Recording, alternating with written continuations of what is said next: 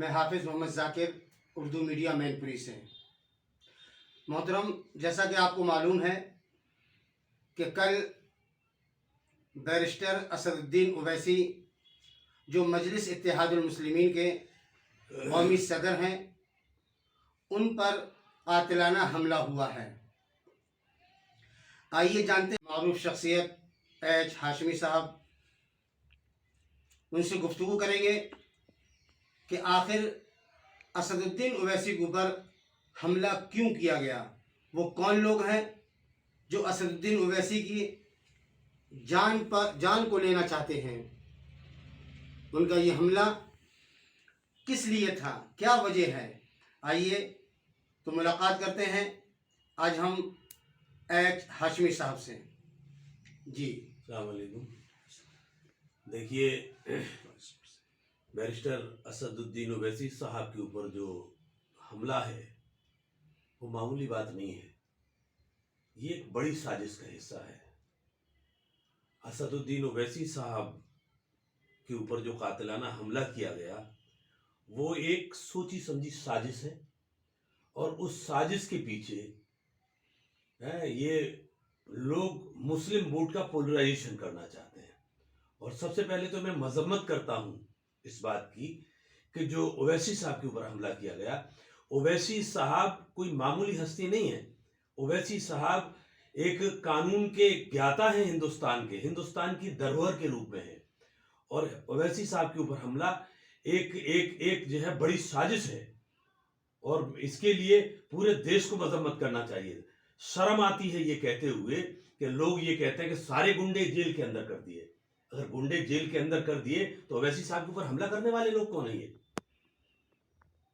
जो ओवैसी साहब के ऊपर हमला किया, ये लोग कौन थे? और इन्होंने जिस तरह से कातिलाना हमला किया ओवैसी साहब के ऊपर, ये गुंडे खुले घूम रहे हैं, अलल ऐलान दबंगियाई कर रहे हैं। अभी आपने कुछ दिन पहले देखा होगा जो धर्म संसद के रूप में जो गुंडों ने जिस तरह से किया, उसी का एक हिस्सा है ये सब कुछ। और ये सब लोग मिलके मुस्लिम वोट का पोलराइजेशन करना चाहते हैं, सोची समझी साजिश है ये सब कुछ।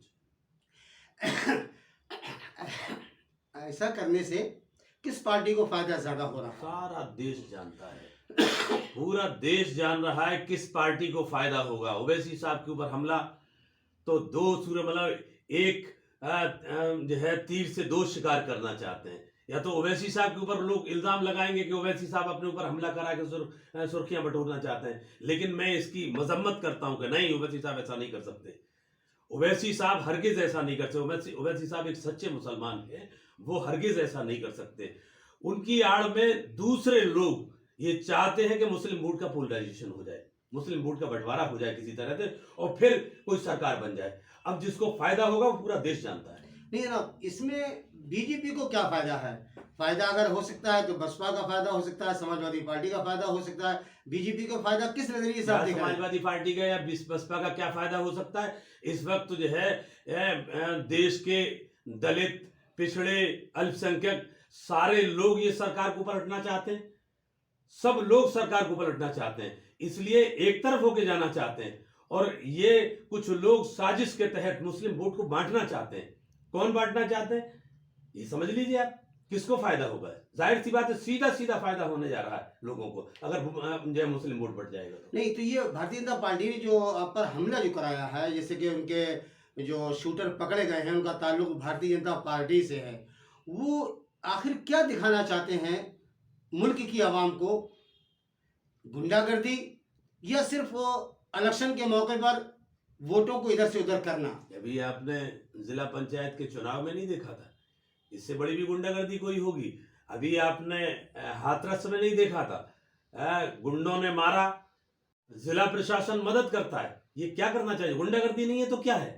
ये अलग ऐलान गुंडागर्दी हो रही है उत्तर प्रदेश के अंदर। कानून नाम की चीज नहीं रही उत्तर प्रदेश के अंदर। अभी जैसा कि एक साहब ने बताया भी है कि आपने कुछ पोस्ट इस तरह की है कि जिसमें आपने इसको ओवैसी के ऊपर हमले को सिर्फ सियासत से ही ताबीर किया है, तो आप इसको इस सियासत से ही देखते हैं या कुछ हमदर्दी भी जतला रहे हैं? ये हमदर्दी तो पूरी पूरी है। हमने कहा ना, जो है हम तो ओवैसी साहब को अपने देश की धरोहर के रूप में मानते हैं, कानून की बात करते हैं, लीगल बात करते हैं। वो उनके ऊपर हमला एक बड़ी साजिश का हिस्सा है। अब लोग देखिए इंदिरा गांधी का कत्ल किया, राजीव गांधी का कत्ल किया, ये सारे लोग यही तो करना चाहते हैं। तो वकील साहब आखिर ये कौन लोग हैं कि जो आजादी के बाद से इस तरह के बड़े बड़े लीडरों पर हमला करते हैं? आखिर ये कौन लोग हैं? ये क्या इनको मुल्क से या मुल्क के लोगों से मोहब्बत नहीं है क्या? ये पूरा देश जानता है, पूरे देश को गुमराह करते हैं। जब तक लोग जान पाते हैं तब तक इनका खेल हो जाता है, इन अपने ये अपना काम कर लेते हैं। देश बाद में जान पाता है, जब तब तक इनका खेल हो जाता है। तो आप इस सिलसिले में अपनी आवाम को, खुसूसन अपने ज़िले की मुस्लिम आबादी को क्या पैगाम देना चाहेंगे? मैं अपने ज़िले के तमाम लोगों से ये अपील करना चाहता हूँ कि आप इस तरह के ये जो ओवैसी साहब के ऊपर हमला हुआ है इसकी मजम्मत करें, और जो डायवर्जन करना चाहते हैं मुस्लिम वोट का, मुस्लिम वोट की एक जहती से भारतीय जनता पार्टी घबरा रही है, इसको कतई ना टूटने दें।